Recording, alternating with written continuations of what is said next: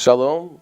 We are continuing this week with Parashat Vayigash. I'd like to jump all the way to the end of Vayigash, all the way into Vayichi, just a little bit, and point out something. We're familiar with the words of Rashi there, who says that this Parasha Vayichi, it doesn't have a natural break in the text, what's called the Parasha P'tucha Stuma. There's no physical paragraph in the Torah scroll indicating that this Parasha is there.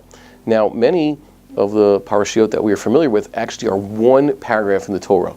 For example, Parashat Balak is mostly one whole parasha. So is Parashat Vayetze. It starts with Vayetze Yaakov, and there's no paragraph breaks until we get to Parashat Vayishlach.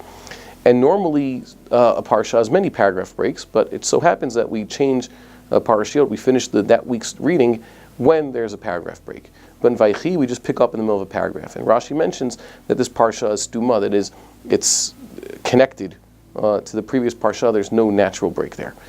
And that is true. We have this, it's an ancient practice already that this is the division between Vayigash and Vayichi, but it's not unanimous.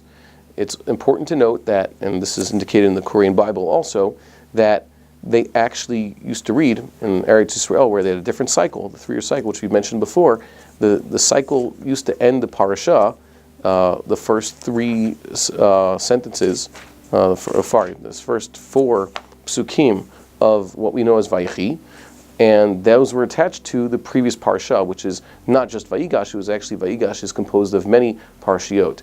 In the 3-year cycle, you had not the 50-something parsha, you have the 150-something, because they have 3 times as many years to read through the Torah. So these 4 verses actually were part of the previous parasha. And if that's the case, the whole Torah here that Rashi indicates is not relevant, at least according to that practice. And they used to begin the reading, which we recognize as the beginning of chapter 48. And that's also where there's a paragraph break. Now, why do I mention this? We're not going to be changing the practice anytime soon, but it's important that when people study these chapters, they do study it with the natural breaks, the ones that are indicated in the Torah scroll. Why? Because what we know as chapter 48, which by the way is something that's very artificial, the chapter breaks are normally not endorsed by Jewish tradition or the rabbis or halacha, and sometimes they even do, they actually corrupt the proper reading of the Torah. But if we look at the actual paragraph that exists, which starts with chapter 46, Memvav, Pasuk Kafchet, and there you have a first paragraph break. It's basically Shishi and Vayigash. It says that Yaakov Avinu sent his son Yehuda ahead of him into Goshen. And this is the beginning of the encounter with Yaakov and Yosef after being separated for some 22 years. And this chapter is built in a way that the scholars call chiastic, or as Chazal said, P'ticha ke'ein chatima, or chatima ke'ein p'ticha. The beginning is like the end. It has a structure whereby the first idea is repeated, sort of, or mirrored in the last idea, and the second idea in the parasha has its parallel in the second to last idea. And how many every ideas? Minimally you have 5. There's the middle point, which is basically the axis, and the 2 points right before the middle and after parallel each other, and then the points 2 before and 2 after parallel each other. In this case, we do have one of these structures where the p'ticha is me'ein chatima, and it actually tells us something that many of us overlook because we take the last part of this chapter and we read it the next week. And what is that?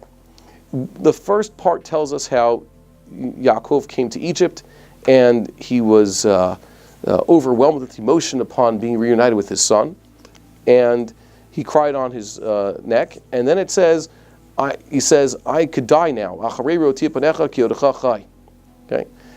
I could die now because I finally see you. Now I could die in peace. And then it says that Joseph took his family, he introduced some of them to Pharaoh, and he settled them in Goshen.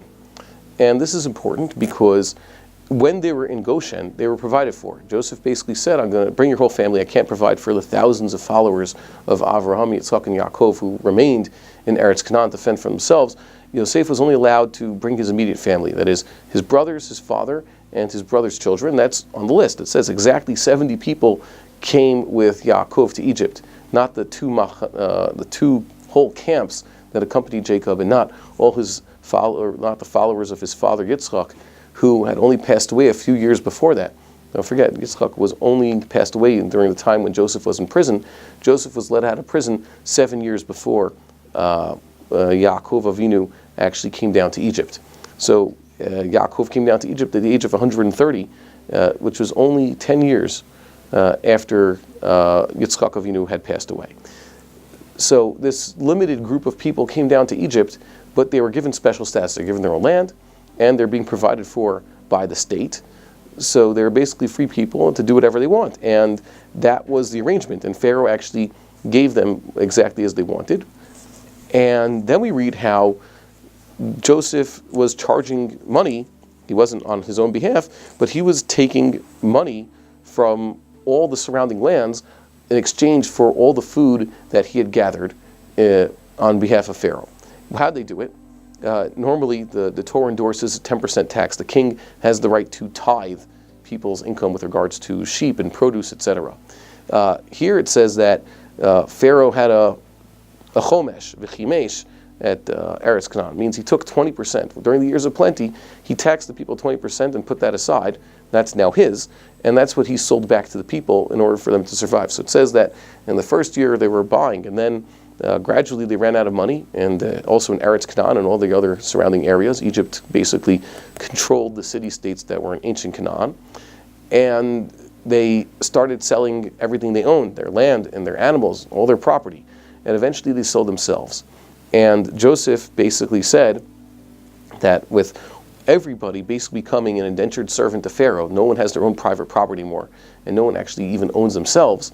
He moved people around the way he wanted to, major population transfers within Egypt. And this, of course, is, like we mentioned last week, including the groups of people who had come to Egypt looking for food. They left their native lands and they just came there, which is the usual practice when there's famine in some places and there's food, or at least some, in other lands, so you have a major population shift.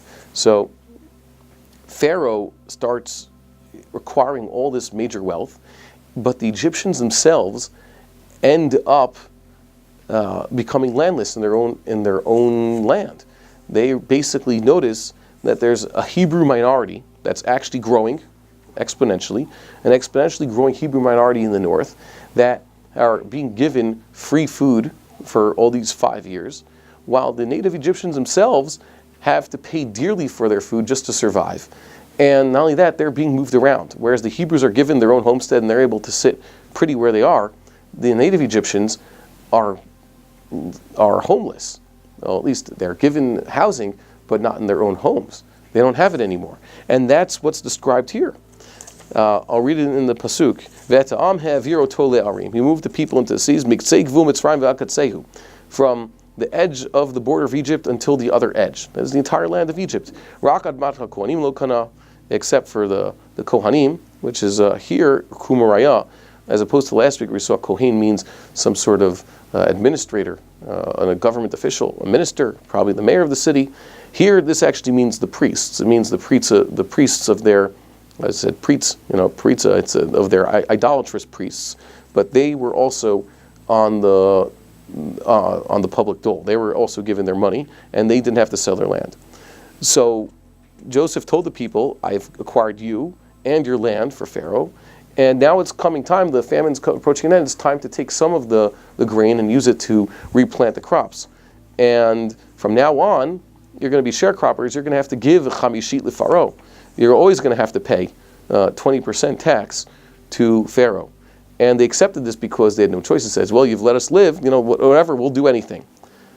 But in contrast, Vayishev Yisrael be'eretz Mitzrayim be'eretz Goshen ve'achazuva va'yafru va'yirbu ma'od. Israel, that's now the Jewish people, the growing nation of Israel, dwelled in the land of Egypt, in the land of Goshen. That means more specifically in the land of Goshen. Va'yechazuva, they held on to the land. that is in opposition to the Egyptians, who were not holding on to their land. Vayifru vayirbu meod, and they increased greatly. And then it says, and where's the chiastic structure here? Whereas in the beginning of the parsha, we read how the Jewish people were, they became owners of their own land and were given free food. The Egyptians lost their land and had to pay dearly for their food. And that's a stunning contrast. And the first parsha talked about how Yaakov and Yosef are reunited, and Yaakov says, "Oh, I could die in peace." 17 years later, that's the beginning of Vayichi, he realizes he's actually going to die, and he calls Joseph and says, "Now I'm actually going to die, so promise me to get me out of here." They came down to Egypt. So this is a fitting conclusion. This parallels the first part where he first came down to Egypt from land of Canaan, and also said he's going to die now that he sees Joseph. This is very surprising. What was meant to be? It says they were only supposed to come for 5 years. They ended up being for 17 years. The door had been slammed shut on them. After the famine was over, life went back to normal. And there was a new situation. There was a new regime. Why? Because Joseph became, according to figure out the chronology, Joseph was 30 years old when he stood before Pharaoh. Began the 7 years of plenty and then 2 years of famine. So when Jacob came down to Egypt at the age of 130, Joseph was 39. And Jacob lived another 17 years, died when Joseph was 56. But Joseph died at the age of 110, which means he continued serving as Egyptian viceroy probably for many pharaohs, maybe even during a dynastic change, I don't know, but probably during the reign of many pharaohs. A total of 80 years, Joseph was viceroy, or as we mentioned last week, not necessarily viceroy, but he was already working for Pharaoh for 80 years. How soon after he went to work for Pharaoh did he become viceroy? It's not exactly clear from the verses. Listen to last week's shiur to see that. 80 years Joseph was in charge, and there was 54. That was most of his life. More than half his life was lived after his father had passed away, and he remained in charge then. And that's when things began to change majorly, because the Jewish people, the house of Israel, or the Hebrews as they were called by their Egyptians, started becoming greater. It says they were Mitsuyanim Sham. We read about this in Haggadah. They became very successful. Obviously, they didn't just stay in Goshen. They branched out. And there was, of course, conflicting midrashic reports to what extent did the Jews become involved in Egyptian culture. There are those who say the Jews kept separate. They kept their own language and their own names and their own dress. And other midrashic sources seem to say that no, they were highly assimilated. There are midrashim that say only a percentage of Israelites actually got out of Egypt. It's a very turbulent time. It's a very unclear time what happened. But we see here that it was the beginnings of how the seeds were planted for Pharaoh to go and speak to the heart of the people to try to get them against these Israelites, to arouse their jealousy, to get them to notice that even in their own country, they're not the dominant force. And it's true, unfortunately, that Jewish people, wherever they go, they succeed. They excel at whatever they start to do. And there are a lot of countries that actually realize this, that it's good for their economies, it's good for how they run their government, to have a substantial Jewish presence there because it benefits them. But sometimes the Jewish success just gets people jealous. And sometimes jealousy is the most spiteful thing people can do. They'd rather not have success, and they'd rather starve to death than have to do it with these Jewish people. God willing, we should have times in peace in this world where we could all learn to get along with each other, where the Jewish people, of course, are successful in God's eyes and bring success wherever they go and act as a light unto the nations, and not a group that could, chas v'shalom, arouse their jealousy. Have a Shabbat Shalom.